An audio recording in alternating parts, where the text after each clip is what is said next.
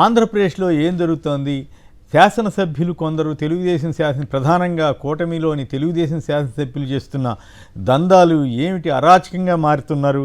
ఒక ఆయన రేపులు దిగితే ఇంకో ఆయన మహిళలను చూడకుండా బూతులు తిట్టి వారిని పోలీస్ స్టేషన్కి పంపించారు.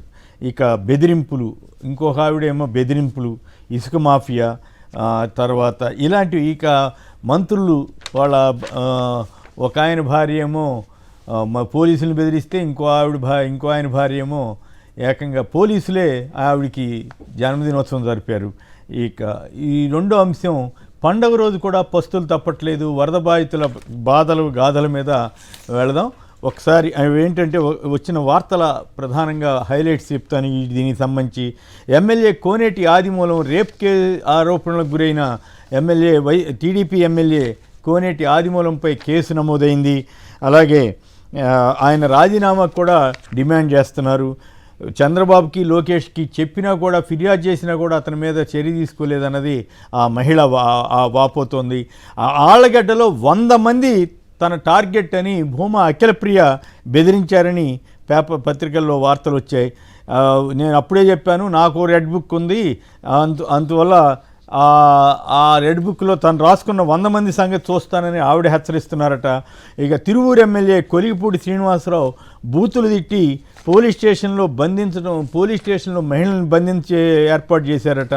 మహిళలను కూడా చూడకుండా ఆ బూతులేమిటో, ఆ రకంగా బంధించడం ఏమిటో. అంతకుముందే అదే కొలిగిపూడి ఏకంగా బుల్డోజర్ వేసుకెళ్ళి ఒక వైసీపీ నాయకుడి ఇల్లు తనే స్వయంగా కూల్చేశాడు. ఇదేమి అరాచకంగా మారారు వీళ్ళు అనేవి అనిపిస్తుంది. ఇక అట్లాగే మన తాడిపత్రి ఎమ్మెల్యే అస్మిత్ రెడ్డి గారు పోలీసుల్ని దూషించడమో బెదిరించారు. అంతేకాదు వారి తండ్రి అయిన మాజీ ఎమ్మెల్యే శ్రీ జేసీ ప్రభాకర్ రెడ్డి గారు పోలీసుల్ని పండగ పర్మిషన్ మీరెవరా మమ్మల్ని ఆడటానికి, మా ఇష్టం పోండి అని ఆయన బెదిరిస్తున్నారు.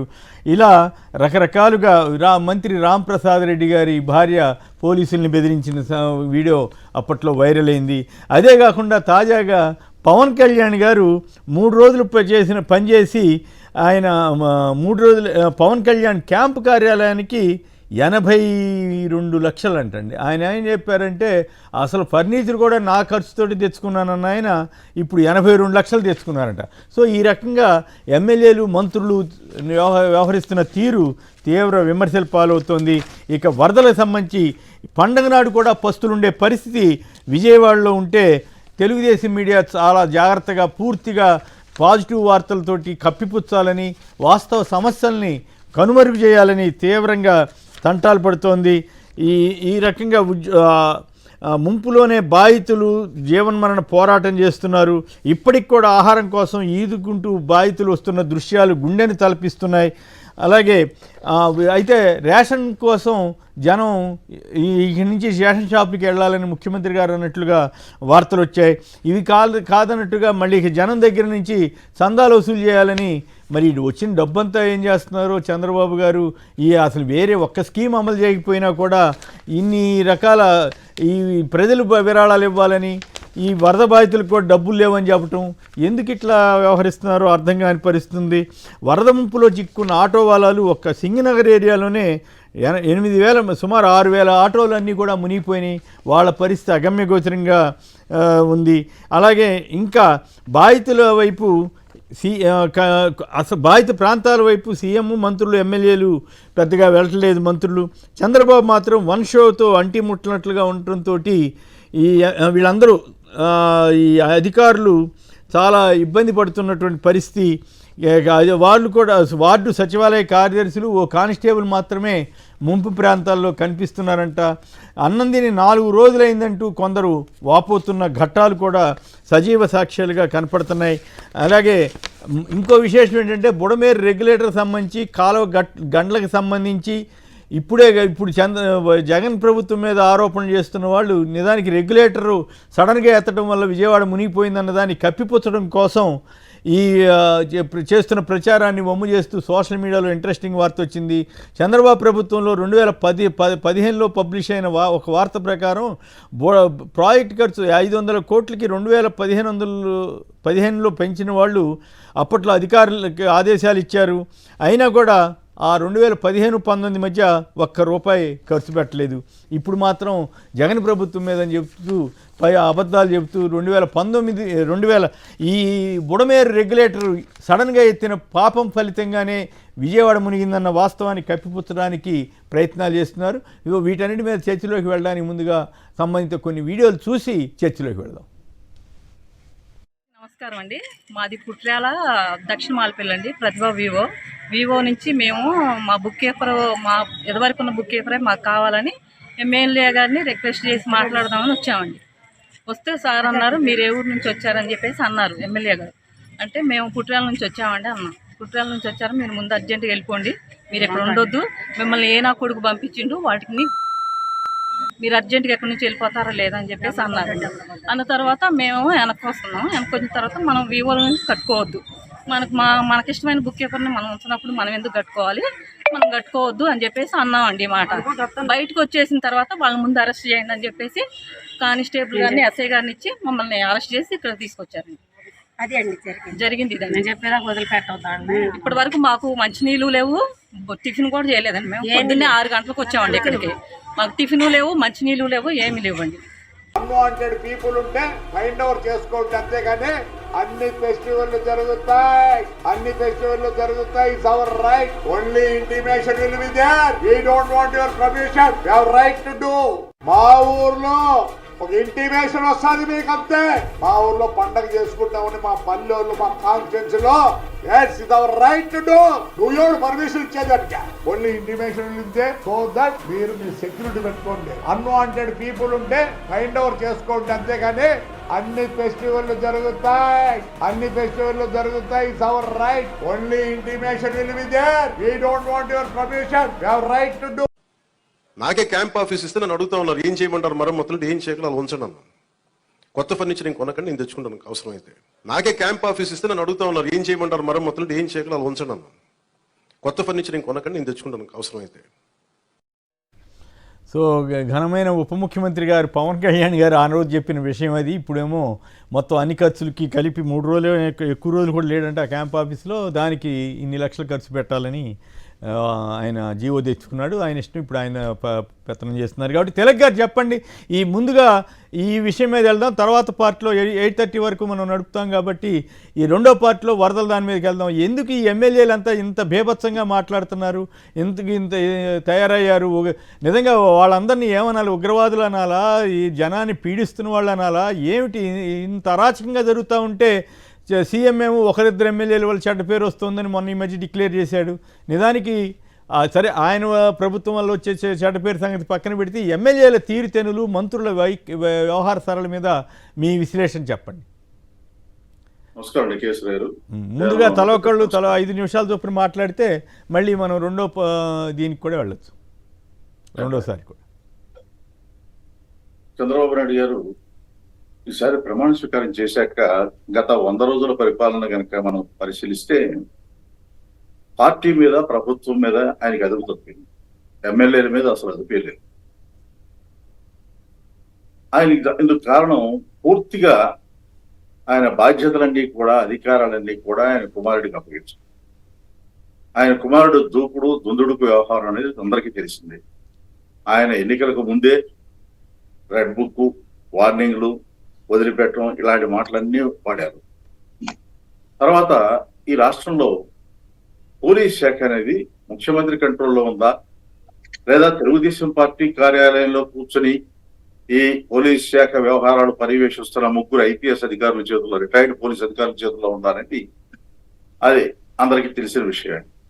ఆ 3లో కూడా రిటైర్డ్ డీజీపీ ఠాకూర్ గారికి అధిక ప్రాధాన్యత.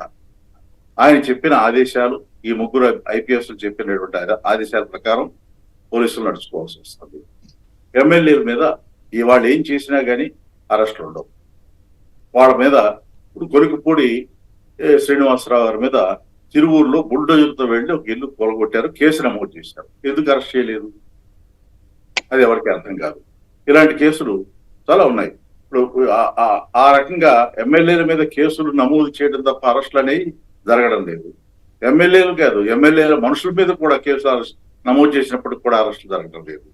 ఇష్టారాజ్యంగా వారు చేస్తున్నటువంటి ప్రకటనలు కానీ, ఈ రోజు మనం చూసినటువంటి అఖిలప్రియ గారి ప్రకటన చూస్తే 100 మంది ఇబ్బంది పెడతాను అని చెప్పడం అంటే బహిరంగంగా ఒక ఎమ్మెల్యే అది ఏ రకమైన డెమోక్రసీలో ఉన్నాం అనుకుంటున్నారా, లేదా నియంత రాజ్యంలో ఉన్నాం అనుకుంటున్నారా అని అర్థం కాల.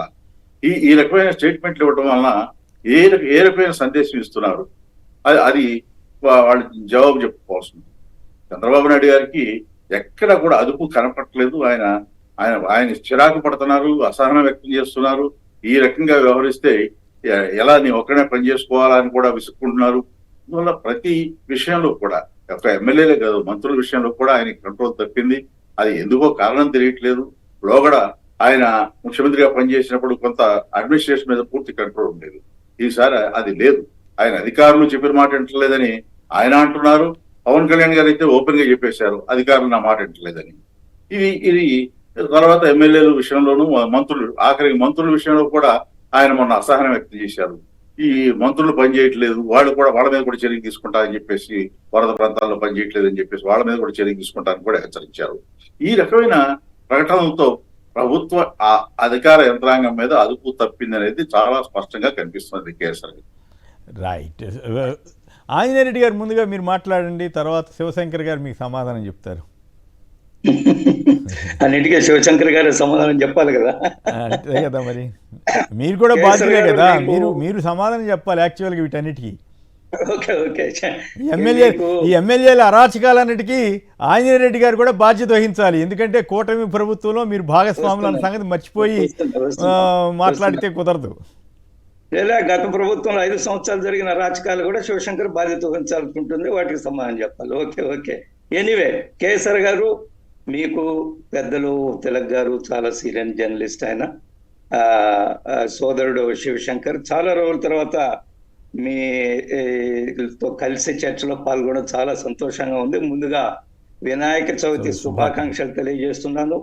మీకు మీ సాక్షి టీవీ యాజమాన్యానికి నా హృదయపూర్వక అభినందనలు, శుభాకాంక్షలు. ఒకటి. రెండోది, మీరు అనేక సంఘటనలు ప్రస్తావించారు. నేను 5 సంవత్సరాలు కొన్ని 100 సంఘటనలు ప్రస్తావించగలను. సో ఇది తూతూ మేమే కాదు కదా, వాటర్ కూడా కాదు, అప్పుడు జరిగింది ఇప్పుడు. కానీ ఎవరైనా కానీ అధికారము తలకెక్కకూడదు అనేది చాలా స్పష్టము. మీరు అనేక సంవత్సరాలుగా చాలా సీనియర్ జర్నలిస్టు, యాంకర్ గా ఉన్నారు. మీరు అనేక సంఘటనలు చూశారు. రాజకీయ నాయకుల యొక్క వ్యవహార శైలిని, వారి యొక్క ప్రవర్తనని, వారి యొక్క అతిచాష్టలు కూడా మనందరం కూడా గమనించారు. Irrespective of political parties. ఎవరు ఆ గత ప్రభుత్వం, ఏ ప్రభుత్వం ఎప్పటి నుంచి అయినా కానీ ఎవరు కూడా అధికారం తలకెక్కకూడదు అనే విషయంలో ఎటువంటి అనుమానం లేదు. కాబట్టి కొంతమంది శాసనసభ్యులు ఆ విధంగా ప్రవర్తించినప్పుడు వెంటనే ముఖ్యమంత్రి గారు జోక్యం చేసుకున్నారు. కేసీఆర్ గారు, చంద్రబాబు నాయుడు గారు ట్రాన్స్పోర్ట్ మినిస్టర్ రాంప్రసాద్ గారికి ఫోన్ చేసి వారి శ్రీమతి గారు వ్యవహరించిన తీరు మీద నిరసన తెలియజేశారు, హెచ్చరిక జారీ చేశారు. భవిష్యత్తులో ఈ విధంగా జరగకూడదని చెప్పారు. మీరు ఇందాక కొలకపూడి శ్రీనివాస్ గారి బుల్డోజర్ దేశపోయినప్పుడు వెంటనే ముఖ్యమంత్రి గారు స్పందించి శ్రీనివాసరావు ఎమ్మెల్యే గారితో మాట్లాడి ఇది మంచి పద్ధతి కాదని చెప్పారు. అదే విధంగా ఒక ఎమ్మెల్యే గారి శ్రీమతి పుట్టినరోజు సందర్భంగా, నేను పేరు చెప్పదలుచుకోలేదు, పుట్టినరోజు సందర్భంగా పోలీస్ అధికారులు యూనిఫామ్ లో నిలబడి నాకు కూడా చాలా ఆశ్చర్యం వేసింది. ఏమిటిది? నేను కూడా చాలా అభ్యంతరం వ్యక్తం చేసేది, సమంజసం చేసిన విషయానికి నేరుగా కేబినెట్ మీటింగ్ లోనే చంద్రబాబు నాయుడు గారు హెచ్చరిక జారీ చేశారు. ఇది పద్ధతి కాదు, అధికార దుర్వినియోగం చేయడం కుదరదని కూడా చాలా స్పష్టంగా చెప్పారు. కానీ నేను ఒకటే ప్రశ్న వేస్తున్నాను, మళ్ళా సమాధానం చెప్తారు శివశంకరు. ఏ రోజైనా గత ప్రభుత్వంలో ఎమ్మెల్యేలు వ్యవహరించిన వ్యవహరించిన తీరుకి, మాట్లాడిన మాటలకి, దువ్వాడ శ్రీనివాస్ లాంటి వారు మాట్లాడిన మాటలకి నేను వీడియోలు పంపిస్తాను మీకు కావాలంటే. మాట్లాడిన మాటలని ఇది పద్ధతి కాదు, ఇది కరెక్ట్ కాదు అని ఏ రోజైనా హెచ్చరించారో? అధికార దుర్వినియోగాన్ని అడ్డం పెట్టుకొని చేసిన శాసనసభ్యులు గత ప్రభుత్వంలో ముఖ్యమంత్రి గారు ఒక్క మాట మాట్లాడారా? నిమ్మక నీరెత్తుకున్నట్టు కూర్చొని ముసిముసి నవ్వులు నవ్వుకున్నారు తప్ప ఏ రోజైనా హెచ్చరికలు చేశారా? ఈ రోజు జరుగుతుంది. మీతో నేను ఏకీభవిస్తున్నాను. కొంతమంది ఎమ్మెల్యేలు వ్యవహరించిన తీరు, కానీ ముఖ్యమంత్రి గారు వెంటనే జోక్యం అయితే ఇక్కడ ఒక చిన్న పాయింట్ మీ దృష్టికి తీసుకురావాలి ఆంజనేయ రెడ్డి గారు. చిన్న పాయింట్ ఏంటంటే, మరి లోకేష్ గారి సతీమణికి పోలీసులు వందనం చేశారు ఆగస్టు 15న. మరి ఆయనకి కూడా మందలించాలి. అసలు పోలీసు వ్యవస్థ అంతటిని లోకేష్ గారు నడుపుతున్నారని తిలక్ గారు చెప్తున్నారు. కేఎస్ఆర్ గారు ప్లీజ్ అందుకే మిమ్మల్ని మీకు యాడ్ చేస్తున్నా అంతే. అది ఫేక్ అంటున్నాను నేను. పోలీసులు ఆమెకు వందనం చేయలేదు. ఆ సమయంలో ఆమె అక్కడికి వచ్చింది తప్ప ఆమె కోసం వందనం చేయలేదు. మనం ఫేక్, మనం నిజంగా అబద్ధాలు. ఆ వీడియో చూపించమంటారా? అంట కేసర్ గారు నేను చూశాను. ఆ సమయంలో అక్కడికి వచ్చిన సమయంలో వందనం జరుగుతున్న సమయంలో ఆమెకు వస్తే రెండింటిని జడ్జ్ చేసి ఆమెకి వందనం చేసినట్టుగా ఉంది. ఒకవేళ అట్లే జరుగుంటే మీరు చెప్పేది నిజమైతే అది కరెక్ట్ కాదు, కానీ అది ఫేక్ అని అందరికీ తెలుసు. ఒకటి. రెండవది, గతంలో జరిగిన దౌర్జన్యాలు ఎవరేం మాట్లాడారు అనేది నేను చాలా చెప్పగలను. చాలా రికార్డులు కూడా, వీడియోలు కూడా మీకు చూపించగలను. నా పాయింట్ ఒకటే, ఎవరైనా కానీ అధికారము తలకెక్కకూడదు. మీరు అన్నారు ఇందాక రెడ్ బుక్, ఒక శాసనసభ్యురాలు మాట్లాడిన మాటలు, మనం మొదటి నుంచి కూడా రెడ్ బుక్ మీద దాన్ని తప్పుడు అర్థం ఇస్తున్నాం. రెడ్ బుక్ లోకేష్ గారు చెప్పింది ఏమిటంటే, నేను ఎవరెవరైతే ఈ ప్రభుత్వంలో తప్పులు చేశారు, గత ప్రభుత్వంలో తప్పులు చేశారు, వాళ్ళని అందరినీ కూడా నేను గుర్తు పెట్టుకుంటున్నా. అధికార దుర్వినియోగాలుగా పాల్పడిన వాళ్ళని ఎవరైనా సరే, అది రాజకీయ నాయకులు కానీ, బ్యూరోక్రాట్స్ కానీ, లేదా సాధారణ ఉద్యోగులు కానీ నేను గుర్తు పెట్టుకుంటున్నాను, రాసుకుంటున్నాను. వారు ఎవరైనా తప్పు చేసిన వాళ్ళు శిక్ష అనిపించాల్సిందే కదా, అందులో అనుమానం లేదు కదా అని చెప్పారు తప్ప, దాన్ని మనం చిలవల పల్లవలు చేసి రెడ్ బుక్ రాజ్యాంగం అని లేదా ఇంకేదో రాజ్యాంగం అని మాట్లాడడం ఏదైతే ఉందో సమంజసం కాదు. భలే కవర్ చేశారు ఆంజనేయ రెడ్డి గారు, మిమ్మల్ని మెచ్చుకోవాలి. భలే కవర్ చేస్తున్నారు. కవరింగ్ అయితే బాగా ఇస్తున్నారు. నేనేం చెప్పాను, వాటర్ బౌటరీ కాదు, తూతూ మేమే కాదు, ఎవరైనా సరే. మీరు ఇందాక ఆదిమూలం గారి ప్రస్తావన చేసేది ఎక్కడి నుంచి వచ్చాడని మీకు తెలుసు కదా. అంతకుముందు ఎక్కడున్నాడో మరి వైసీపీ టైంలో రేపులు చేసినట్టు ఎక్కడ రాలేదు కదా. ఆయన చేసి వచ్చిన కాపురం సంగతి మీకు తెలుసు. ఈ రోజు ఆయన వ్యవహరించిన తీరు చాలా అసభ్యంగా ఉంది. కానీ ఆమె కూడా ఎందుకు ఈ రోజు వచ్చిన వార్తలు ఏమిటంటే, ఆమె మెడికల్ టెస్ట్ కి పొమ్మంటే నేను రానని చెప్పి వెళ్ళిపోయినట్టుగా ఉంది. దానికి కారణం ఏమిటి, ఎందుకు ఆమె వెళ్ళిపోయింది, ఇవన్నీ కూడా పోలీసు ఆయన మీద కేసు పెట్టారు. నేను అనుకుంటున్నాను ఖచ్చితంగా అరెస్టులు జరుగుతాయి. ఆయన మీద కేసులు పెట్టారు. దీని మీద దర్యాప్తు జరుగుతుంది. ఆమె వ్యవహార శైలి ఏమిటి, ఈయన వ్యవహార శైలి ఏమిటి, ఇవన్నీ కూడా పబ్లిక్ తెలియాల్సి ఉంది. కానీ ప్రజా జీవితంలో ఉండే శాసనసభ్యులు ఎవరైనా సరే, ఏ సాధారణ ఎంపీటీసీ నుంచి ఎమ్మెల్యే వరకు కూడా, ఎంపీల వరకు కూడా ఆదర్శంగా ఉండాలి. సమాజానికి ఒక సందేశం పంపించాలా, మన ప్రవర్తన, మన వ్యవహార శైలి ఆదర్శంగా ఉండాలి. అనే విషయంలో మన ప్యానెల్లో ఉండే వాళ్ళందరితో నేను ఏకీభవిస్తున్నాను. ఎవరు కూడా దీన్ని డిఫెండ్ చేస్తానని నేను అనుకోవడం లేదు. కొన్ని సంఘటనలు జరుగుతున్నాయి, కానీ వెంటనే చంద్రబాబు నాయుడు గారు స్పందిస్తున్నారు, హెచ్చరికలు జారీ చేస్తున్నారు. ఎవరు కూడా అతిగా వ్యవహరించకూడదు, వారి యొక్క అధికార పరిధిని మించి వ్యవహరించకూడదు, అధికార దుర్వినియోగం చేయకూడదు అని కూడా చాలా స్పష్టంగా ఉంది. గత ప్రభుత్వంలో ఏ రోజు కూడా ముఖ్యమంత్రి మాట్లాడిన మాటలు, ముఖ్యమంత్రి హెచ్చరికలు చేసిన సందర్భమే లేదు. ఏం సార్ మరి ఇంత అన్యాయంగా మాట్లాడతారా ఆంజనేయ రెడ్డి గారు? ఆయన ఇప్పుడు తెలుగుదేశంలో ఉన్నాడు కదా, కోటమిరెడ్డి శ్రీధర్ రెడ్డి గారు ఒక మండల ఆఫీసర్ మీద చిన్న మాట అన్నందుకు కేసు పెట్టించారు. మీరు ఆ సంగతి మర్చిపోయి అసలు ఏమి జరగలేదు అని మీ జిల్లా విషయాన్నే మర్చిపోయి మాట్లాడుతున్నారు. సరే, మీకు ఆ హక్కు ఉంది. చంద్రబాబు గారిని భుజాన వేసుకుపోయాల్సిన బాధ్యత మీ మీద ఉంది కాబట్టి మీరు మోయండి. ఇందాక తిలక్ గారు చెప్పారు మొత్తం ఫెయిల్యూర్ చంద్రబాబు గారిది అని చెప్పారు. మీరు మోయటానికి మాకేం అభ్యంతరం లేదు, ఎందుకంటే తప్పదు, మీకు ఆ బాధ్యత ఉంటుంది కాబట్టి. రైట్. స్వామి గారు వెస్ట్ గోదావరి నుంచి. స్వామి గారు నమస్కారం, మాట్లాడండి. ఎమ్మెల్యేలు తీరుతెన్నులు ఎట్లా ఉన్నాయి? ఒకవైపు ఇసుక దందాలు, ఇంకోవైపు రేపులు, ఇంకోవైపు బూతులు తిట్టడాలు, ఇంకోవైపు రెడ్ బుక్ పేరుతో బెదిరించడాలు.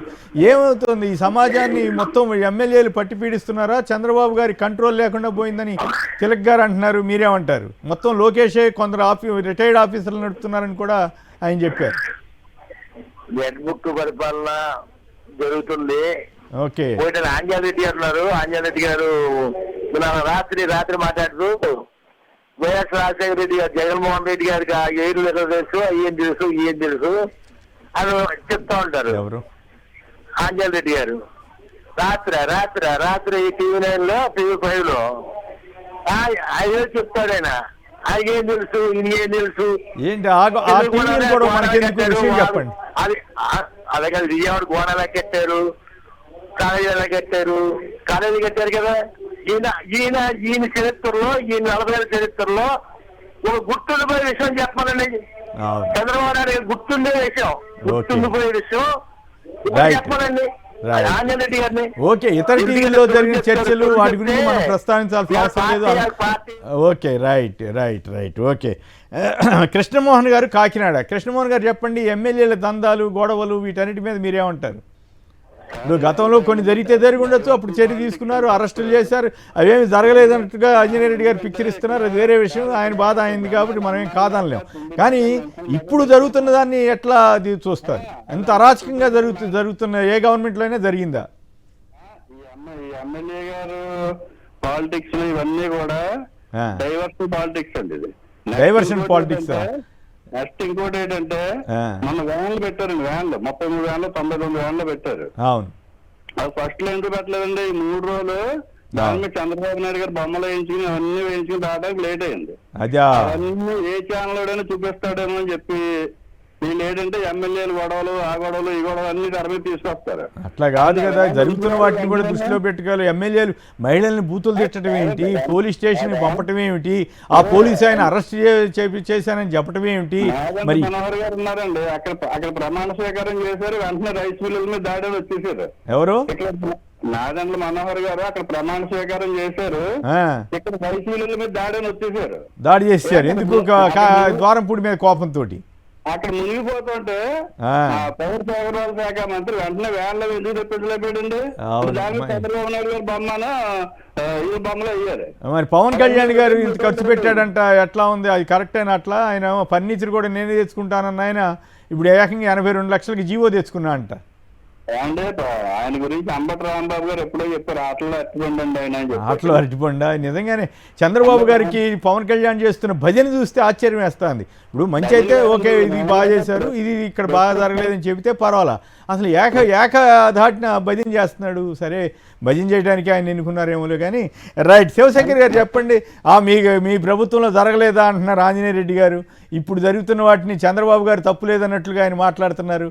మీరు ఎంతవరకు? తిలక్ గారు ఏమో చాలా స్పష్టంగా చంద్రబాబు గారు ఫెయిల్యూర్ అని చెప్తున్నారు, లోకేష్ నడుపుతున్నాడు అంటున్నారు. మీరేమంటారు?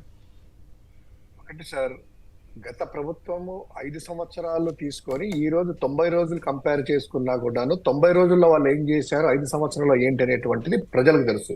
అదేవిధంగా ఇప్పుడు ఈ యొక్క 90 రోజుల్లో వాళ్ళ పరిపాలన ఎట్లుందంటే, డే 1 నుంచి కూడాను కక్ష సాధింపులు, అదేవిధంగా ఎవరే కూడాను ఏ పథకం అమలు చేయకుండా కూడాను ప్రజా సంఘాలు కావచ్చు, న్యూట్రల్ కావచ్చు, జర్నలిస్టులు కావచ్చు, నోరు విప్పాలంటే భయపడేంత వాళ్ళు యొక్క చేసేటువంటి చేష్టలు ఎలా ఉందంటే మనము రాష్ట్ర ప్రజలందరూ అర్థం చేసుకోవచ్చు.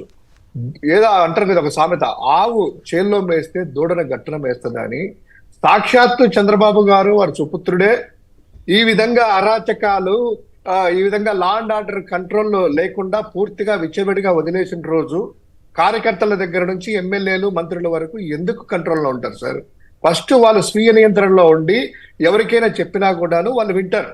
అలా కాకుండా చెయ్యండి, మీరు చేసేది చేసుకోండి, మేము చేసేది చేస్తాము, పూర్తిగా ప్రతిపక్షాలు లేకుండా చేద్దాము, వైఎస్ఆర్ కాంగ్రెస్ పార్టీని భూస్థాపితం చేద్దాము అనేటువంటి ఆలోచనతోనే ఆ కక్ష శోధింపు, ఆ అక్కసు చూస్తా ఉంటే అర్థం చేసుకోవచ్చు. ఇక ఎమ్మెల్యేలు విచ్చలవిడిగా ఏదైతే ఒక ఉదాహరణగా తీసుకుందాం, 1, 2 ఆ మంత్రి గారికి ఏదో సెల్యూట్ కొట్టాలంటే మంత్రి గారి భార్య ఎక్కి సిఐ ఏంటి మఫీలో వచ్చినావు, నేను వచ్చేది తెలియదా, ఎక్కడున్నాడు అని ఆ రుబాబుగా మాట్లాడిన తర్వాత వీళ్ళు ఎల్లో మీడియా బ్రేకింగ్ ఇచ్చి అబ్బా ముఖ్యమంత్రి గారు మందలించారు, అబ్బా చంద్రబాబు గారు ఫోన్ చేశారన్నారు, కానీ వచ్చి ఆవిడేమైనా పోలీసులకు క్షమాపణ చెప్పిందా? తప్పైందని ఏమైనా చెప్పిందా? చంద్రబాబు గారు ఎక్కడైనా మాట్లాడారా? లేదు. ఇదంతా మర్చి చేసి మాయపోతున్నాడు. రెండవది, కొలికపూడి గారు ఆయన వెళ్ళి తెలుగుదేశం పార్టీ ఎంపీపీ మీద, ఆ ఇంటి మీద లేదు సార్ అని అధికారులు ఇది నోటీసులు ఇచ్చేసి కోర్టు పరంగా వెళ్ళాలా, తప్పుందా లేదా అని తేల్చాలంటే ఏయ్ నువ్వేంది దిగండి అని చెప్పి ఆయనే బుల్డోజర్ ఎక్కి డ్రైవర్లు వచ్చి కూల్చివేసినా కూడాను ఏదో కేసు అంటున్నారు, కానీ అరెస్ట్ చేశారా అక్రమంగా అన్యాయంగా? సరే, ఆ రోజు మీరు నిజంగా మందలించారని కేసు పెట్టారని మన ఆంజనేయులు గారు చెప్తున్నారు కదా, కూటమిలో ఉన్నటువంటి ఆయన. ఆ రోజు అలా చేస్తే ఈ రోజు మహిళల మీద దాడి చేస్తారా? ఈ రోజు మహిళలను అరెస్ట్ చేయిస్తారా? ఆ భయం అనేది ఉంటే చేయిస్తారా? మీరన్నారు తప్పు జరిగింది, ఆ తప్పుడికి కేసు పెట్టాడు చంద్రబాబు గారు, సీరియస్ అయ్యారు, కళ్ళు ఎర్ర చేశారు అంటున్నారు కదా. ఎర్ర చేస్తే ఈ రోజు రెండోసారి తప్పు చేయడానికి ఆయన ముందుకు వస్తారా? ఒక సాధారణమైనటువంటి వ్యక్తి, అది మొదటిసారి ఎమ్మెల్యే అయినటువంటి వ్యక్తి, ఆయన చంద్రబాబు గారిని ఎదిరించారు, చంద్రబాబు గారిని ధిక్కరించారు, చంద్రబాబు గారికి ఏమీ లేదు అసలు అనేటువంటిది సంకేతాలు పంపిస్తారా? అది. రెండోది, గతంలో కూడాను పత్తిపాటి పుల్లారావు గారి భార్య ఏ విధంగా పోలీసులు మేనేజ్ చేసింది, పుంకాలుగా 2014 నుంచి 19 వరకు చూసాం. ఇప్పుడు కూడా పోలీసులు సిఐ స్థాయి అధికారుల దగ్గర నుంచి కానిస్టేబుల్ ఎస్ఐలు వెళ్ళేసి ఆ బర్త్డే కేక్ కటింగ్ చేసి సెల్యూట్ కొట్టేస్తే no police, no law and order, ఎవరికైనా ఎలా చేసుకోవచ్చు, అధికారం చేతిలో ఉంటే మనం ఏదైనా చేసుకోవచ్చు అనేటువంటి సంకేతాల. అదే విధంగా జేసీ ప్రభాకర్ రెడ్డి గారు తనయుడు చేసేటువంటి ఆ మాటలు అధికారుల మీద, ట్రాన్స్పోర్ట్ అధికారుల మీద ఒరే ఒరే అని కొడకల్లారా మీరు ఎక్కడ పోతారు, మీ పోస్టింగ్లని బెదిరిస్తున్నా కూడాను ఇంతవరకు మందలించినట్టు దాఖలాలు ఎక్కడా కూడా లేవు. అదే విధంగా సిఐ చేత తప్పు లేదయ్యా అని వాళ్ళకి ఏదో ఇసుక దాంట్లో సిఐ చేత వీడియో కాల్ పెట్టించేసేసి, మీడియా లైవ్ పెట్టించేసేసి, ఆ సిఐ ఆయన పైన ఐజీ అధికారులు ఫోన్ చేసి ఈయన ఎక్స్ప్లెనేషన్ కూడా తీసుకోకుండా ముందు సారీ చెప్పు అంటే, సారీ సార్, అపాలజీ, క్షమించండి అని ఒక అధికారిని, సిఐని అలా చేస్తుంటే చంద్రబాబు గారు ఎక్కడున్నారు? లైవ్ లో చూసాము, పోలీసుల చేత తప్పు లేకుండా కూడా క్షమాపణలు చెప్పించారు. అంటే ఇక ఈ రోజు కూడా చూశారు, ఇన్ఫర్మేషనే, పర్మిషన్ లేదు, ఇన్ఫర్మేషన్ ఎవరైనా తంతాం కానీ మీకు పర్మిషన్ లేదు, తీసుకోము, మీకు ఇన్ఫర్మేషన్ ఇస్తాం, తనినా మన కేసు పెట్టుకోండి అని. ఈ విధంగా జరుగుతూ ఉంటే ఎక్కడ లా అండ్ ఆర్డర్ ఉంది సార్? ఇక లోకేష్ గారు సతీమణి ఏ ప్రోటోకాల్ ఉంది సార్? ఈ రోజు ఆంజనేయ రెడ్డి గారు పాపం ఆయన ఇబ్బందులు పడవచ్చు. ఆయన ఎందుకంటే లోకేష్ అనేటువంటి ఎంత పవర్ఫుల్ ఆయనకే తెలుసు మనకంటే ఎక్కువగా. రేపు నామినేటెడ్ పోస్ట్ కూడా ఆంజనేయ రెడ్డి గారికి వెళ్ళాలన్నా బీజేపీ అయినా కూడా ఆయన సంతకమే పెట్టాలి, అది అందరికీ తెలిసినటువంటి వాస్తవం. పాపం ఆయనకు మంచి పదవి రావాలా, బీజేపీలో మొదటి నుంచి కష్టపడ్డాడు, ఎప్పుడో నేను చూస్తూనే ఉన్నాను, 15 సంవత్సరాల నుంచి ఆయన రాజకీయాల్లో ఉన్నాడు, బీజేపీ పార్టీ. 15 కాదు 40-40. నాకు తెలిసినప్పటి నుంచి, నేను రాజకీయాల్లో వచ్చినప్పటి నుంచి చూస్తున్నాను. పాపం కరుడు కట్టినటువంటి భారతీయ జాతీయ పార్టీ నేత. 85లోనే ఆయన పోటీ చేశాడు. అదే ఆయన అట్లాంటి కరుడు కట్టినటువంటి నేత భారతీయ జనతా పార్టీ అయినా కూడా పాపం ఆయనకి ఇప్పుడు సంతకం పెట్టాలంటే అక్కడికి పోవాలి కాబట్టి ఆయన ఏం అనకూడదు, ఆయన అర్థం చేసుకుందాం. లోకేష్ గారి సతీమణి హైదరాబాద్ లో ఆమె వచ్చేంత వరకు పోలీసులు వెయిట్ చేసి ఆమె పూల నివాళులు అర్పించిన తర్వాత, జెండా వందనం చేసిన తర్వాత, జెండా వందనం దగ్గర నిలబడుకుంటే పోలీసులు నుంచి సెల్యూట్ కొట్టారు ఆంజనేయుల. ఇది రాష్ట్రం అంతా వెళ్ళింది. దీని గురించి కనీసం వాళ్ళ ఎక్స్ప్లెనేషన్ కానీ ఇప్పుడు కూడా వీడియో సాక్షి వాళ్ళు ఏమంటే కొమ్మినేని గారు రెడీగా ఉన్నారు, ఏం చేస్తారు మీరు, నువ్వు గమ్మునున్నా కూడా పర్వాలేదు, కాదు అనేసి మళ్ళా ప్రజల మీద మీరు, ఎందుకంటే మీకు గౌరవం ఉంది కాబట్టి చెప్తున్నాము. సో అటువంటి దాని వల్ల కూడా ప్రోటోకాల్ ఎవరికి ఇవ్వాలా ఈ పోలీసులు అనే దానికి కూడాను నో శాంటిటీ, నో మందలింపులు, ఇది జరిగిందంటే. ఇక సార్ ఒకటి, ఈ గవర్నమెంట్ లో లా అండ్ ఆర్డర్ ఆయన చేతిలో ఉందా? ఇంకోటి పవన్ కళ్యాణ్ గారు ఉన్నారు, ఆయన చూశారంట, పంచాయతీరాజ్ రివ్యూ చేశారంట, పంచాయతీలో ₹1 లేదు, నేను రూపాయి కూడా జీతం తీసుకునయ్యా, ఇది చాలా ఘోరంగా ఉంది, నా ఆఫీస్ ఖర్చులు కూడా నేనే పెట్టుకుంటాను, ఎవరు కూడా వాడకూడదు అనేటువంటి అన్నారు. ఈ రోజు ఆయన మంత్రిగా ఆయనకు కావాలంటే ఉంచుకోవచ్చు, ఆయనకి ఏం కావాలనో సదుపాయాలు కానీ ఆ యొక్క ఫర్నిచర్ కానీ పెట్టుకోవచ్చు, తప్పులేదు. కానీ జగన్మోహన్ రెడ్డి గారిని తిట్టడానికి ఆ రోజు నేనేం తీసుకోను, వాళ్ళు ఇలా కోట్లు ఖర్చు పెడతారు, ఇలా లక్షలు అని చెప్పి ఈ రోజు చెప్పిన తర్వాత ప్రజలకు ఎవరు తెలియదులే అని చెప్పి సైలెంట్ గా జీవోలు రిలీజ్ చేసుకుంటే ప్రజలకు ప్రజాస్వామ్యంలో ఈ రోజు కాకపోయినా కూడా భవిష్యత్తులో తెలుస్తుంది కదా సార్ ఎవరేంటి అనేది. ఆ రోజు చెప్పినట్టు ఈ రోజు 2 రోజుల నుంచి తిరుగుతున్న జీవో కూడా ఏమీ లేదు. ఆయన ఎలా నిమగ్నమైన అంటే ఆ ఆర్టిఫిషియల్ ఇంటెలిజెన్స్ ద్వారా ఏదో డ్రోన్ పిక్చర్లు ఎత్తే అవి తెలుగుదేశం పార్టీ ఆఫీస్ నుంచి వీళ్ళకి వెళ్తే ఈయన కళ్ళు మూసుకొని దాన్ని పోస్ట్ చేసేసి ఆహా చంద్రబాబు నాయుడు గారు అద్భుతం నీ పాలనలో నీ కింద పనిచేయడం మా వరం సార్, మా దేవుడిచ్చిన వరం సార్ అని 8 ట్వీట్లు అరగంటలో వేశారు సార్. 8 ట్వీట్లు అరగంటలో వేసి ఆయన స్వామి భక్తి కాదు ఆయన స్వామి భక్తి అంత తీవ్రంగా ఉందన్నమాట. అయితే ఆయనకు పార్టీ ఉందన్న సంగతి మర్చిపోయి ఉంటాడు బహుశా. ఆయనే కాదు నిన్న శివరాజ్ సింగ్ చౌహాన్ గారు పెద్ద ఆయన, సుదీర్ఘకాలం ముఖ్యమంత్రిగా పనిచేసిన ఆయన, కేంద్ర మంత్రి, ప్రైమ్ మినిస్టర్ పదవికి పోటీ పడిన ఆయన కూడా కలెక్టరేట్లో సచివాలయం పెట్టి అబ్బా అద్భుతంగా చేశారన్నారు. ఆయన ఇల్లు మునిగిపోయి కలెక్టరేట్కి వచ్చాడన్న సంగతి వదిలేసి ఆయన చేస్తున్నాడు. అక్కడ వరద బాధితులు పడుతున్న బాధలు కనీసం అక్కడ దగ్గరికి వెళ్ళి చూడకుండా, వాళ్ళకి పడిన కష్టాలతో చూడకుండా ఓ చాలా బాగా పనిచేస్తుంది అద్భుతం అని చెప్పి సర్టిఫికేట్ ఇచ్చేసి వెళ్ళిపోయాడు. అంటే బీజేపీ వాళ్ళు అది మిత్రపక్షం అయితే ఏమైనా సపోర్ట్ చేస్తారు, మిత్రపక్షం కాకపోతే ఎంతైనా తిడతారు. అట్లయింది వాళ్ళిద్దరి పరిస్థితి. ఇంకోటి సార్, ఫైనల్ గా నిన్న ఆళ్లగడ్డ ఎమ్మెల్యే భూమా అఖిలప్రియ గారు ప్రెస్ మీట్ పెట్టి ఆమె చెప్తూనే, నేను ప్రెస్ ముందు మాట్లాడుతున్న మీడియా పరంగానే 100 మంది పైన రెడ్ బుక్ లో రాసుకున్నాను, వదిలేది లేదు, ఇబ్బందులు పెట్టబోతున్నాను అంటే లా అండ్ ఆర్డర్ ఇబ్బందులు పెట్టదంట, నేను ఇబ్బంది పెట్టబోతున్నాను 4 సార్లు అండర్లైన్ చేసి చెప్తుంది. చెప్తూ 100 మంది పైన ఉండే వాళ్ళు కొంతమంది బతిమాలుకుంటే పాపమని వదిలేసిందంట. అంటే సెటిల్మెంట్ చేసుకున్నారా వాళ్ళ చేత? ఏమన్నా వాళ్ళ చేత కాళ్ళు పట్టించుకున్నారా? ఇంకోటి చేశారా? అంటే వాళ్ళు వదిలేశారు. 100 మంది ఇబ్బంది పెట్టబోతున్నాను. ఎవడెవరండి ఇబ్బంది పెట్టడానికి? కోర్టు ప్రభుత్వం ఇబ్బంది పెడతారు. ఎవరండి ఇబ్బంది పెట్టడానికి? ఏం మీ ఇష్టమా? రాజ్యాంగం ఏమన్నా మీ చేతుల్లో ఉందా? ఏం మాట్లాడుతున్నారు అసలు? డీజీపీనా? ఒక మంత్రి కూడా కాదు. ఈ విధంగా ఏంటి సార్ ఆ మాటలు? అయినా కూడా no law and order, no police, no government, అంతా నిరంకుశత్వంగా ఏదైనా చేసుకోండి. భారతీయ జనతా పార్టీ వాళ్ళు నోరు ఇప్పేదానికి లేదు, జనసేన వాళ్ళు నోరు ఇప్పేదానికి లేదు. పాపం చంద్రబాబును పొగడమే వీళ్ళకి ఉన్నటువంటి ప్రథమ కర్తవ్యము. ఆయన పొగడపోతే వీళ్ళ మనుగడ అనేటువంటిది ఉండదు. పాపం 40 సంవత్సరాల రాజకీయ అనుభవం ఉన్నా కూడాను ఖచ్చితంగా ఇది తప్పు అని చెప్పేటువంటి ఆ హక్కు వీళ్ళకి లేదు. ధైర్యం కాదు, హక్కు లేదు. అది వాళ్ళ లా అండ్ ఆర్డర్, వాళ్ళ యొక్క రాజ్యాంగ భారతీయ పార్టీ ఆంధ్రశాఖ మాత్రమే అది. రైట్. పవన్ గారు హైదరాబాద్ నుంచి. పవన్ గారు నమస్కారం, మాట్లాడండి. ఆంధ్రప్రదేశ్లో జరుగుతున్న ఈ దందాల మీద, ఎమ్మెల్యేల ఘాతుకాల మీద మీరు ఎట్లా స్పందిస్తారు? హలో పవన్. తెలంగాణలో ఉండి ఏపీ రాజకీయాలు చూస్తుంటే మాకే భయం వేస్తుంది సార్. ఇక్కడ ఏంటండి? తెలంగాణలో ఉండి ఏపీ రాజకీయాలు చూస్తుంటే మాకే భయం వేస్తుంది అంటున్నాను. ఎందుకు? ఎందుకంటే పాపం ఆంజనేయ రెడ్డి గారు పాపం ఏం ఆయనకు తప్పదు. ఎందుకంటే చంద్రబాబు వాళ్ళకి అవసరం, వాళ్ళు సెంట్రల్ లో రాజకీయ పవర్ లో ఉండాలంటే చంద్రబాబు వాళ్ళకి ముఖ్యం. కాబట్టి ఆయన ఏం చేసినా వాళ్ళకి బాగానే అనిపిస్తుంది సార్. అంతేనా? ఆంజనేయ రెడ్డి గారు మంచి ఆయన, ఏ మాట కావాలి ఒప్పుకోవాలి.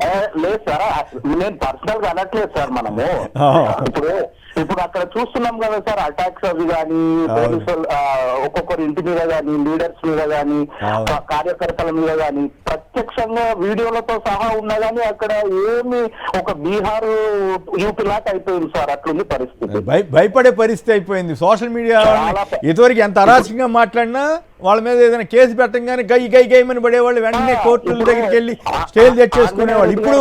ఇప్పుడు చెప్పబెట్టకుండా అరెస్ట్ చేసేస్తున్నారు.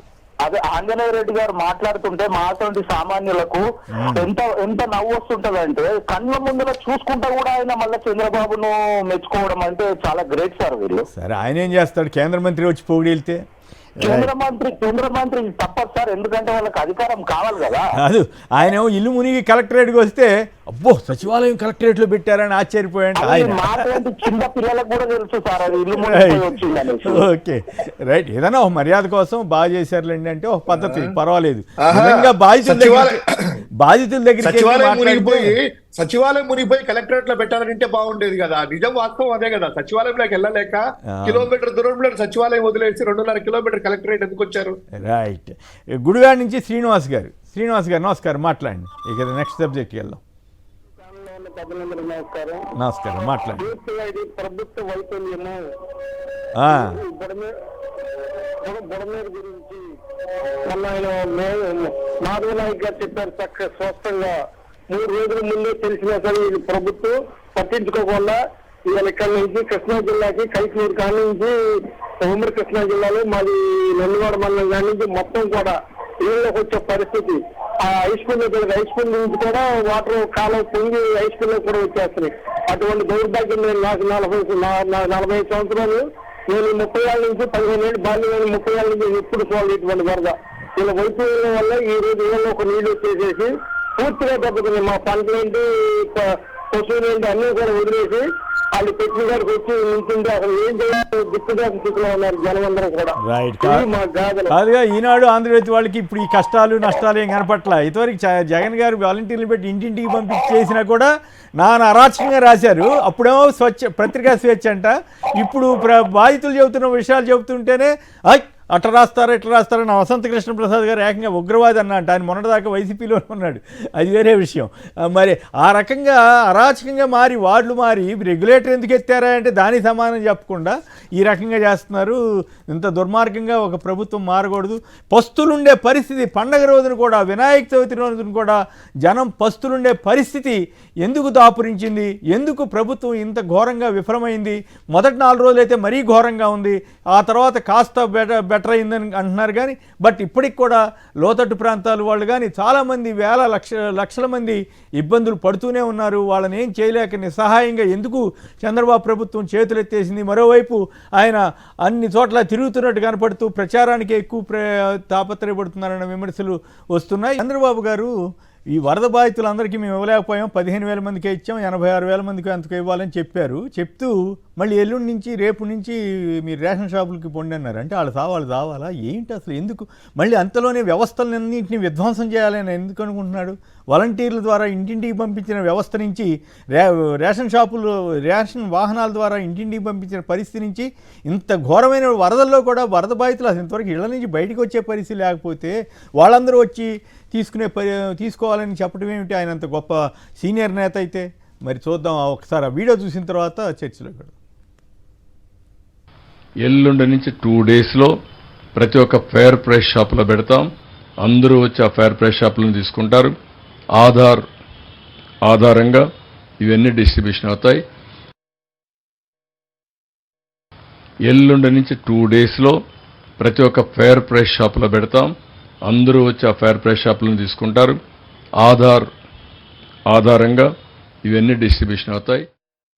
రైట్. తిలక్ గారు చెప్పండి, ఏమిటి ఈ పరిస్థితి? చంద్రబాబు గారు ఓ పక్కేమో అక్కడ తిరుగుతా ఇక్కడ తిరుగుతా చేతులు ఊపుతా, అసలు మొన్న ఆశ్చర్యం వేసింది, ఆయన మంత్రి మీద ఉంటే పక్క ట్రాక్లోంచి రైలు వెళ్తే ఆయన చాలా పెద్ద ప్రమాదం తప్పిపోయిందని ప్రచారం చేశారు ఒక వర్గం మీడియా. ఆశ్చర్యం వేసింది. పాపం ఆయన అనలేదు కానీ ఆయన రాయమని ఉండకపోవచ్చు, కానీ అంటే ఆ స్థాయిలో ప్రచారం జరుగుతోందని చెప్పడానికి నేను ఉదహరిస్తున్నాను. సో ఒక ప్రచారం ఒకవైపు, పస్తులు మరోవైపు. ఈ రకంగా రేషన్ షాపుల దగ్గరికి కూడా జనం మీ కర్మ మీరే పోండి అని చెప్పడం ఏమిటి? దీని మీద మీ మొత్తం మీరు విజయవాడ వాస్తవ్యులుగా మీ విశ్లేషణ ఏమిటి? తెలుసులేదు. వరదలో చిక్కుకున్న వాళ్ళని ఒడ్డుకు తీసుకురావడానికి ప్రయత్నాలు జరగాల. మరబోటుల్ని టూరిజం వాళ్ళ దగ్గర ఉంటే కేంద్ర ప్రభుత్వం నుంచి, మిలిటరీ వాళ్ళ దగ్గర నుంచి తెప్పించవచ్చు, అవి తీసుకురాలా. దీనివలన ఎక్కడ వాళ్ళు ఎక్కడ నీళ్ళలో ఉండిపోయారు, ఇబ్బందులు పడ్డారు. వాళ్ళ కనీసం మంచినీళ్ళు కూడా అందలా, పసిపిల్లలకి మంచినీళ్ళు అందలా, ఆరోగ్యం బాగోని వాళ్ళకి మందులు అందలా, పిల్లలకి పాలు అందలా. ఇవన్నీ కారణం ఏంటంటే, ఒకటి నిన్న ముఖ్యమంత్రి గారు చెప్పినట్టుగా మంత్రుల మధ్య సమన్వయం లేదు. 4 రోజుల పాటు వరద వచ్చిన తర్వాత సివిల్ సప్లైస్ మినిస్టర్ వాటర్ కానీ, పాలు కానీ, ఏదైనా నిత్యావసర వస్తువులు కానీ లేదా భోజనాలు కానీ అందించాల్సిన చూడాల్సినటువంటి civil supplies minister Nadendla Manohar గారు 4 రోజులు కూడా హైదరాబాద్ లో ఉన్నాడా? ఆరోగ్య మంత్రి ఏమో అమెరికా వెళ్ళా అంట, బీజేపీ ఆయన. అది కూడా చెప్తాను. ఈయన 5వ రోజు నుంచి ప్రెస్ మీట్ పెట్టి అందరికీ 80,000 మందికి ఇచ్చేస్తామని చెప్పారు. 80,000 మందికి ఇస్తే మరి నారాయణ గారు వెహికల్స్ ఇవ్వలేదని చెప్పేసి ఈయన కంప్లైంట్. మనోహర్ గారు మరి వెహికల్స్ ఇవ్వలేదంటే ఎందుకు మాట్లాడుకోలేదు? పారిశుధ్యం, రోడ్లు బురదతో నిండి ఉన్నాయి కాబట్టి పారిశుధ్యం చేయడానికి పారిశుధ్య కార్మికులను పంపించి మంత్రి గారు సూపర్వైజర్, దాని వెనకాల పత్రికల వాళ్ళు మళ్ళీ టీం రండి కవర్ చేయండి మొత్తం క్లీన్ చేస్తున్నారని. ఏమిటి పబ్లిసిటీ పిచ్చి? చేయాల్సింది ఏమిటి?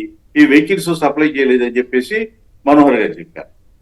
సరే, చివరికి ఇప్పుడు చంద్రబాబు నాయుడు గారు దానికి పరిష్కారం ఏం చెప్పారు? మంత్రుల మధ్య సమన్వయం లేదని చెప్పారు. దాని పరిష్కారం సరిగ్గా చూపకుండా రేషన్ షాపులో పెడతారు. రేషన్ షాపులు ఎక్కడ ఉన్నాయి? మునిగిపోయి ఉంటే ఇప్పుడు మళ్ళీ వర్షాలు వస్తాయి, మళ్ళీ బుడగల లెవెల్ పెరుగుతుంది. మరి రేషన్ షాపులో ఎక్కడ ఉన్నాయి అసలు? ఆ రేషన్ షాపులో పెడితే ఎవరు తీసుకోవాలి? దానికి ఆ రేషన్ షాపులో తీసుకోవాలంటే కార్డు ఉండాలి, వైట్ కార్డు ఏదో ఉండాలి. ఆ కార్డులు ఎక్కడ ఉన్నాయి తెలిసిపోతే? అంటే ఆధార్ కార్డు అని చెప్పారులేండి. ఆధార్ కార్డులు ఉంటాయా వర్షంలో తెలిసిపోకుండా? అవును. ఇవన్నీ ప్రాక్టికల్ గా ఏముందో ఆలోచించుకుంటే ఎందుకు ఆయనకి మొత్తానికి ఆ ఆలోచన పరంగా తేడా ఉంది, ప్రభుత్వంలో సమన్వయం లేదు, అధికార యంత్రాంగం మీద పట్టు లేదు. ఇది ఎందుకు కారణం ఏంటంటే ఆయన ప్రతిరోజు 2-3 సార్లు విజిట్కి వెళ్ళాడు వరద ప్రాంతాలకి. ఆయన వెనకాల collector, chief secretary, concern minister, ఆ ఏరియా సబ్ కలెక్టర్, అధికారులు, వెనకాల పోలీసులు, వీళ్ళంతా 2-3 సార్లు వెళ్ళారు. తిరిగి వచ్చిన తర్వాత వాళ్ళని వదిలేసి మీ పనులు చూడయా నేను చెప్పిన ఇన్స్ట్రక్షన్ ప్రకారం అని చెప్పారా? అది లేదు, రివ్యూ మీటింగ్, మళ్ళీ రోజు 2 సార్లు రివ్యూ మీటింగ్. ఇంకా వాళ్ళకి టైం ఏది ఆఫీసర్లకి? ఈ మొత్తం కొలాప్స్ అవడానికి అది కారణం. చంద్రబాబు నాయుడు గారు బ్రహ్మాండంగా తిరిగారని ప్రచారం చేసుకుంటారు తప్ప ఈ అడ్మినిస్ట్రేషన్ లో ఎక్కడ ల్యాబ్స్ ఉందనేది గమనించకపోవడం తప్పది. అందువలన తర్వాత వాటర్ ప్యాకెట్స్ పాలు పంపించారు. ఎక్కడ మెయిన్ రోడ్లలో డిస్ట్రిబ్యూట్ చేస్తే లోపల ఉన్న ప్రాంతంలో వాళ్ళకి ఎట్లా దుక్కి? ఇది ఒక మైనస్ పాయింట్. ఇప్పుడు వాలంటీర్ సిస్టమ్, వాలంటీర్లు రంగంలో దించారు, సరే తప్పు తెలుసుకున్నారా లేదా అనేది పొలిటికల్ గా అట్లా పెట్టండి. తర్వాత వెహికల్స్ తీసుకొచ్చారు, వెహికల్స్ మరి ఇవన్నీ కూడా లోపల ఉన్న వాడిని కంటిన్యూ చేస్తే బాగుండేది కదా. మనకి సిస్టమ్ అనేది వ్యవస్థల్ని లోగడ ముఖ్యమంత్రి నాశనం చేశారన్నారు. ఇప్పుడు ఏ వ్యవస్థలు పక్కన పెడితే ఈ ఇబ్బంది వచ్చింది అది కూడా ఆలోచించుకోవాలి కదా. మనకి వ్యక్తులు లోగడ ముఖ్యమంత్రి ఎవరు, ఏ పార్టీ మనకు అనవసరం. వ్యవస్థల వల్ల ప్రజలకు ప్రయోజనం చేకూరుతుందా లేదనేది అది ఆలోచించకుండా ఈ రకంగా ప్రజలను ఇబ్బంది పెట్టారు. ఇప్పుడు ముఖ్యమంత్రి గారు చెప్పినట్టుగా రేషన్ షాపుల్లో తీసుకోండి అంటే అది కూడా కరెక్ట్ కాదు. ఆధార్ కార్డు కూడా అక్కర్లేదు తీసుకెళ్ళండి అంటే అదొక ఇబ్బంది వస్తుంది. ఎవరు తీసుకున్న వాళ్ళు తీసుకుంటారు, మళ్ళీ అదొక ఇబ్బంది వస్తుంది. అందువల్ల దీనికి సిస్టమ్ కరెక్ట్ గా లేకుండా ఆఫీసర్తో డిస్కస్ చేసి ఏం చేస్తే బాగుంటుంది, ఏ రకంగా చేద్దాం అనేది చర్చించకుండా నాదన మనోహర్ గారు అయితే నేనైతే ఒక మాట చెప్పదలుచుకున్నాను. బాధ్యతారహితంగా ఉన్నారు ఆయన, చాలా బాధ్యతారహితంగా. ఆయన ఈ నిత్యావసర వస్తువుల పంపిణీకి ముఖ్యమంత్రి గారు ఆర్డర్ ఇస్తే 80,000 మంది డిస్ట్రిబ్యూట్ చేస్తామని చెబితే దాన్ని కరెక్ట్ గా చేయకుండా నారాయణ గారి మీద కంప్లైంట్ చేయడం ఇది చిన్నపిల్లల చేష్టగా ఉంది. అయితే జనం ప్రస్తుతం ఉన్నమాట వాస్తవమే. అందులో అనుమానం లేదండి. ఇవాళ వరద పెరుగుతోంది, మరి ఇవాళ గొడవ పెరుగుతోంది. ఇంకోటి కూడా చెప్తాను, ఇంకొక పాయింట్ మీద కూడా మీరు సమాధానం చెబితే మిగతా ఇద్దరు మాట్లాడతారు. ఈ బుడమేరుపై గేట్లు ఉన్నాయనేది వాస్తవం, అయితే గేట్లు ఉన్నాయనేది వాస్తవం. ఆ విషయం ఎమ్మెల్యే కృష్ణప్రసాద్ చెబుతున్నారు కదా. అక్కడ అంటే అసలు అక్కడ గేట్లే లేవని బుకాయించిన సీఎం చంద్రబాబుని ఏమనాలి అంటూ సాక్షి వాళ్ళు రాశారు. సాక్షి అనేక వార్తలు రాస్తోందనే దొగ్ధతోటి, కోపంతో, వాస్తవాలు రాస్తుందనే బాధతోటి ఇప్పుడు అబద్ధాలు రాస్తే ఫలానా అబద్ధం అని చెప్పాలి కదా. అది చెప్పకుండా అవన్నీ రాస్తారా అని ఉగ్రవాది అని తిట్టడం ఏమిటి ఆ వసంత కృష్ణ ప్రసాద్? మరి దాన్ని ఎట్లా సమర్థిస్తారు? అసలు ఓ పక్క జనానికేమో సాయం చేయకపోగా ఈ రకంగా పత్రికల్ని తిట్టే పరిస్థితికి ఎందుకు వెళ్తున్నారు? అంతా భజన చేస్తే తప్ప వాళ్ళు ఒప్పుకోరా? ఒకటండి, ఇప్పుడు ముఖ్యమంత్రి సాక్షాత్ ముఖ్యమంత్రి చంద్రబాబు నాయుడు గారు ఇప్పుడు ముఖ్యమంత్రిగా ఉండటం లేదు, 14 సంవత్సరాలు ఒకటి చేశారు. చేసినప్పుడు అక్కడ గేట్లు ఉన్నాయా లేవా అది వెరిఫై చేసుకుంటే ఆయన నిమిషంలో పని. ఆయన ఏమన్నారు ప్రెస్ మీట్ లో? జగన్మోహన్ రెడ్డి గేట్లు ఉన్నాయంటున్నాడు, దానికి గేట్లు ఉన్నాయా? ఇటువంటి మనిషి మనకు ముఖ్యమంత్రి చేశాడు, మన కర్మ అన్నాడు. ఆయన ఏం చెప్పాలి ఆయనకి? ఇప్పుడు వర్తిస్తుంది కదా గేట్లు లేవని చెప్పినందుకు. కాదు, ఇప్పుడు డిఈ గారు ఓపెన్ గా చెప్పాడు 24 గంటల ముందు మేము ఇన్ఫర్మేషన్ ఇచ్చాం గేట్లు ఎత్తుతామని. మరి ఆ గేట్లు లేకపోతే ఎట్లా ఎత్తుతారు? అవును, అది కాదు. ఇప్పుడు ఇవాళ ఆంధ్రజ్యోతిలో రాధాకృష్ణ గారు కొత్త పరుగుని ఒకటి రాశారు. ఇలాంటి ముఖ్యమంత్రి ఏ ముహూర్తాన్ని పుట్టాడో మన కర్మ. ఏమిటి ఆ భాష ఏంటి, ఆ లోపం ఏంటి? నీ పవర్ ప్లాంట్ గురించి నిజాలు చెప్తే ముఖ్యమంత్రి ఏ ముహూర్తాన్ని పుట్టాడో కర్మ అంటాం ఏంటి? ఆయన పవర్ ప్లాంట్, ఆయన పవర్ ప్లాంట్ ఉండటం వల్ల ఇబ్రహీంపట్నంలో కొంత భాగం ముంపు గురి కాకుండా కాపాడింది. అది ఎంత విచిత్రమైన వాదన ఇది.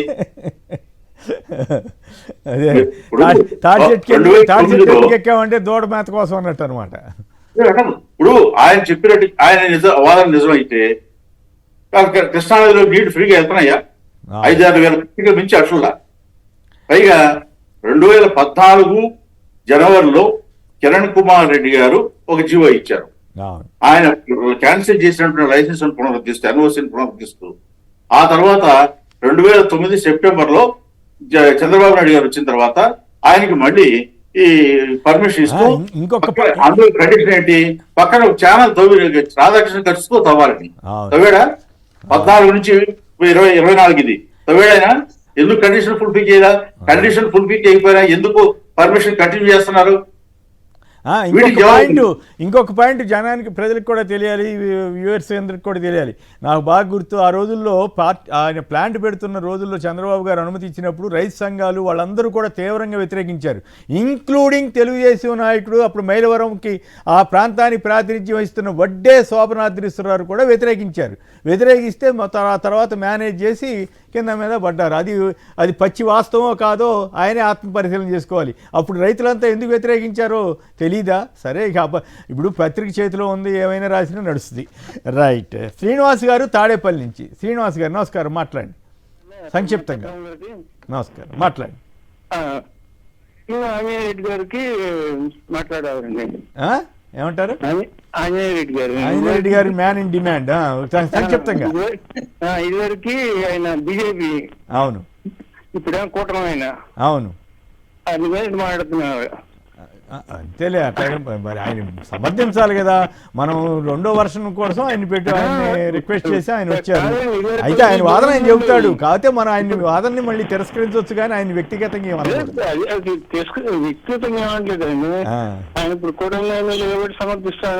అవును, కరెక్ట్, అంతవరకు వాస్తవం. రైట్. ఇక టైం తక్కువ ఉంది, 3 నిమిషాలు మాట్లాడి దయచేసి. ఎవరు మాట్లాడతారు? ఆంజనేయ రెడ్డి గారు ముందు మీరు మాట్లాడతారా, శివశంకర్ గారికి అవకాశం ఉన్నా? మీ ఇష్టం, మీరు ఎవరికి అవకాశం ఇస్తాం మాట్లాడారు. రైట్. శివశంకర్ గారు మీరేమంటారు? ఒకటి ఇందాక నేను ఒకటి విషయం మర్చిపోయానండి. జగన్ గారు ఏం చేశారు గత 5 సంవత్సరాల్లో అంటే, స్వయాన కుటుంబ సభ్యుడైనటువంటి వైఎస్ కొండారెడ్డి పేరు గుర్తుంటది. ఏదో కాంట్రాక్టర్ ని ఏదో అన్నాడని చెప్పేసి కంప్లైంట్ వస్తే ఆయన్ని బహిష్కరణ చేశారు. జిల్లా బహిష్కరణ 2 సంవత్సరాలు బయట పెట్టారు. అది ఒక్కసారి ఆంజనేయ రెడ్డి అన్నకి మిగతా వాళ్ళకి చెప్తున్నాను. అంటే జగన్మోహన్ రెడ్డి గారు, మీరు అన్నట్టు శ్రీధర్ రెడ్డి గారు, కోటమిరెడ్డి శ్రీధర్ రెడ్డి గారు మా ఎమ్మెల్యే ఇప్పుడు మీ దగ్గరకు ఉన్నారు. ఎన్ని కేసులు అనేటువంటిది ఎక్కడ లా అండ్ ఆర్డర్ ని వైలేట్ చేయలేదు, శాంతి భద్రతలు కాపాడుతూ కంప్లీట్ గా కమాండ్ పెట్టుకుని అడ్మినిస్ట్రేషన్. రెండవది వరద విషయంలో ఇందాక తిలక్ గారు చెప్పినట్లు పెద్దలు, రేషన్ కార్డులు, ఆధార్ కార్డులు అన్ని కూడా మునిగిపోయి ఉండొచ్చు. ఆధార్ అక్కడికి పెట్టి 7 ముద్ర ఆధార్ నెంబర్ ఏదైనా చెప్తేనే కదా. అంటే ఎందుకు అంతవరకు? మనకి వ్యవస్థ ఉంది, వాలంటరీ వ్యవస్థ. మీరు వద్దనుకున్నారు, మళ్ళీ ఇప్పుడు కావాలని తీసుకున్నారు, మంచిదే. అదే విధంగా జగన్ గారు పెట్టినటువంటి వాహనాలు, డోర్ డెలివరీ అయినటువంటి రేషన్ వాహనాలు వద్దన్నారు, మళ్ళీ ఇప్పుడు తీసుకున్నారు. అవి తీసుకొని ఇంటింటికి వెళ్ళి సప్లై చేయండి. డేటా ఉంది, ఎవరెవరు ఏ ఇంట్లో ఉంటారనేటువంటిది వాలంటరీకి చక్కగా తెలుసు. వెళ్ళి ఇంటికి ఇవ్వాల్సిన అవసరం ఏంటంటే, ఇక్కడ కూడా మీ ప్రచారమా? ఇక్కడ పెట్టి ప్రచారం చేసుకోవడానికి అబ్బా ఇన్ని ఇచ్చాం చూడండి. నేను ఏదో ఒకటి వీడియో షూట్ చేస్తా ఉన్నారు రామరప్ప అటు వెళ్తే కనుక రోడ్డమ్మడి లారీలు ఈ వెహికల్స్ పెట్టి అన్ని కూడా డ్రోన్స్ తో వీడియో తీస్తారు. ఏందబ్బా ఇదంటే, ఆ రైస్ మిల్లర్ నుంచి ఇయ్యొచ్చాయి ప్రజలు పంచడానికి వెళ్తే లోపలికి వెళ్ళాలి కదా అంటే, ఏదో కలెక్టర్ గారు ఎవరో చెప్పారు వీడియో తీసుకోవాలని చెప్పి అన్నారు. అంటే ఇలా ప్రచార పిచ్చి అట్లుందండి. అదేవిధంగా మీరు ఇందాక అన్నారు ఇంపార్టెంట్ ఇది, చంద్రబాబు నాయుడు గారేమో నాకు ప్రమాదం అని చెప్పలేదు. ఈనాడు, ఆంధ్రజ్యోతి, అదేవిధంగా టీవీ5 లో చూస్తాట మహాన్యూస్ లో ఏంటంటే, ఆ ముఖ్యమంత్రి గారికి తప్పిన ప్రమాదం అన్నారు. ఏం జరిగిందబ్బా పాపం పెద్ద ఆయన, నేను చూస్తే 3 అడుగుల దూరంలో రైలు వచ్చిందంట. రోడ్డు మీదకి వస్తుందా? రైలు పట్టాది మీద వెళ్ళక రోడ్డు మీద వస్తుందా? రైలు 3 అతి సమీపంగా రైలు వెళ్ళిందంట. అదేంటి సార్? ఒకవేళ నిజమైతే ఒక ముఖ్యమంత్రి వెళ్ళి పట్టాల మీద నిలబడి చూడొచ్చా? అట్లా పట్టాల మీద నిలబడలేదు అసలు, అది కాదు, వంతెన మీద నిలబడ్డాడు. ఆయన ఎలివేషన్ చేయడానికి. అబ్బా ఇంతగా పనిచేస్తారు. చుట్టూరా సెక్యూరిటీ వాళ్ళు కూడా ఉన్నారు, అధికారులు ఉన్నారు, సెక్యూరిటీ వాళ్ళు అందరు ఉన్నారు. రైలు పట్టాలమ్మ వెళ్ళక రోడ్డు మీదకి వచ్చింది. ఒకవేళ మీరు అన్నట్టు పట్టాలు తప్పి వచ్చింటే అబ్బా ప్రమాదం తప్పింది, పట్టాలు తప్పి చంద్రబాబు ఏంటి సార్ ఈ ఎలివేషన్స్? అక్కడ జరిగేటువంటి విషయం ఏంటి? బుల్డోజర్ ఎక్కి ప్లెయిన్ రోడ్డు మీద, తార్ రోడ్డు మీద కార్లు వెళ్తాయి. సెక్యూరిటీ బుల్లెట్ ప్రూఫ్ వెహికల్ సుమారుగా ఉన్నాయి కదా, 25 వెహికల్స్ వెనకాల ఉన్నాయి. కార్ ఎక్కడు? బుల్డోజర్ లేదు, ఇంపార్టెంట్ సార్. బుల్డోజర్ ఎక్కి మళ్ళీ కెమెరాకి అడ్డుండారనేసి పక్క తప్పుకోండి సార్ కనపరాలేదు అంటే స్పీడ్ గా వెళ్ళడం, ఆ రోడ్లు చూడడం, కెమెరామెన్ ముందు పక్క. ఇదంతా సినిమా షూటింగ్ కదా, నా తెలిసి బోయపాటి సీను మళ్ళా వచ్చినట్టుంది. ఆయన ఎక్కింది కాక తర్వాత నెక్స్ట్ డేనే ఈయన హోంమంత్రి గారు ఆమె కూడా వెళ్ళేసి అదే బుల్డోజర్ ఎక్కి పదండి స్పీడ్ గా పోండి 25 కిలోమీటర్ 30 కిలోమీటర్ ఆయన ఎక్కినప్పుడు ఆయన చేసినప్పుడు వీళ్ళు చేయరు అంటలే పాపం ఈయన ఎట్లా ఈ రాష్ట్రంలో ఏం జరుగుతుంది ఈ రోజు కూడా సార్ ఆ రోజులు ఓకే, ఓకే. టైం తక్కువ ఉంది, దయచేసి. ఇంతవరకు ఫుడ్ అనేటువంటిది ఇంకా పూర్తిగా అందలేదు, Right. వాళ్ళు బయటికి రాలేదు. Right. ఏంది సార్ ఇది పూర్తిగా పండుగ రోజున కూడా పస్తులు, రైట్. ఆంజనేయ రెడ్డి గారు చెప్పండి, పండుగ రోజున కూడా పస్తులు పెట్టడం ధర్మమేనా? ఇదేనా కూటమి ప్రభుత్వం ఘనత? ఆంజనేయ రెడ్డి గారు చెప్పండి. రేషన్ షాపుల దగ్గర పొండి అంటే వాళ్ళు సావాలి కదా. చంద్రబాబు నాయుడు గారు రైలు మీద పెద్ద అర్ధంతంగా మాట్లాడారు శివశంకరు. మనం చూసాం కోడికత్తి కేసు, మట్టి పెళ్ళ రాయి పెళ్ళ తగిలితే ఏం జరిగిందో, ఎంత ఎలివేషన్ దానికి ఎన్ని వారాలు.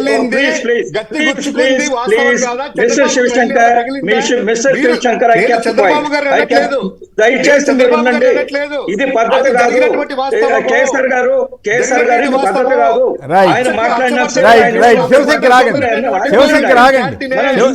శివశంకర్ ఆగండి అయితే శివశంకర్ ఆగండి. రైట్, కాదు మోకాలకి కాదు. ఆంజనేయ రెడ్డి గారు మోకాలకి బోడిగుండికి లింకి పెట్టదలిస్తే పెట్టండి, మీరు విజ్ఞులు, సీనియర్ నేత, అది వేరే విషయం. కానీ ఇప్పుడు చెప్పండి, రేషన్ కి సంబంధించి చెప్పండి. రేషన్ కి ఈ వరద బాధితులంతా వెళ్ళి రేషన్ షాపుల దగ్గర ముందు నిలబడాలా? ఎట్లా మాట్లాడలేదు, రైలు సంగతి మాట్లాడారు కదా. నేనేమంటున్నాడు ఇంకొక ఇంపార్టెంట్ పాయింట్ సార్ ఇక్కడ నా దగ్గర జియో నంబర్ 501 మీరు ఇప్పుడు దాకా ఆ మరమ్మతులకి లేదా ఫర్నిచర్ కి రిలీజ్ చేశారు. 82,14,000 ఎంతో మీరు చెప్పారు. వాటి కోసం కాదండి రిలీజ్ చేసింది, security, power and security services. ఒక్క నిమిషం అండి. providing housekeeping, manpower and security services for guest house and camp office and other conference halls at ground floor and first floor located at irrigation company Vijayawada with an estimated cost of 82,14,471. Deputy CM గారి కోసము రిపేర్లకి furniture కాదు. కాబట్టి మీరు విషయం తెలుసుకోవాల్సిన అవసరం ఎంతలో ఉందో ప్రజలు కూడా తెలుసుకోవాలి.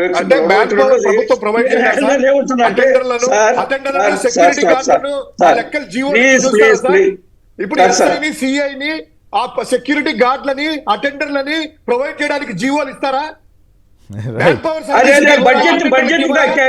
కేటాయించి జీవోలు ఇవ్వరా? ఏం మాట్లాడుతున్నావా? బడ్జెట్ కేటాయింపు లేదు, మంత్రులకు ఎవరండి? కాదు ఆంజనేయ గారు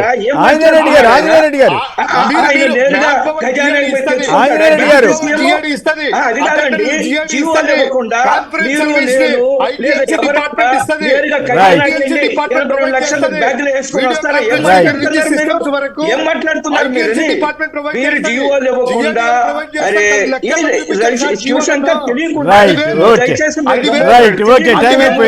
తిలక్ గారు, శివశంకర్ గారు, ఆంజనేయ రెడ్డి గారు ముగ్గురు కూడా ధన్యవాదాలు.